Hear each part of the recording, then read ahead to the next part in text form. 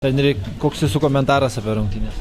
Komentaras gal visų pirma, norėčiau pasveikinti visus žaidėjus, trenerius, aptarnaujantį personalą, visus žiūrovus, jų šeimas su artėjančiam kalėdom, kad jos būtų šiltos, ramios, mielos ir su naujais metais ir kad nauji metai irgi visiems atneštų laimės, pinigų, džiaugsmas, sveikatos, visko.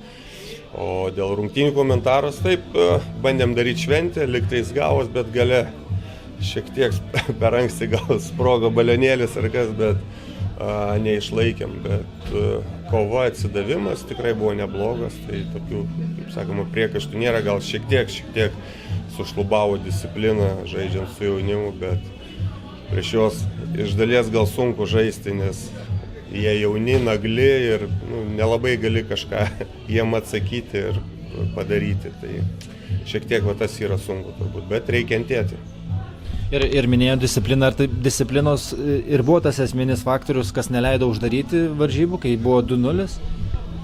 Taip, žiūrėkit, kol žaidėm 5-5 visas rungtynės, vedėm 2-0, taip, po to prasidėjo minutės kažkokios, gal buvo kažkur teisingai duotos, kai kur gal nereikalingos buvo, nuo tos įtampos ar kaip pasakyti, didelio noro žaisti, laimėti ir neiškentėjom, kai sakoma, ir taip įmušė, galim sakyti, 2 įvarčius praleidom, tai čia jau gaunasi kaip lyga, kaip komandas pas mus kiekvienose rungtynėse gaunam po 2-3 įvarčius mažumoje.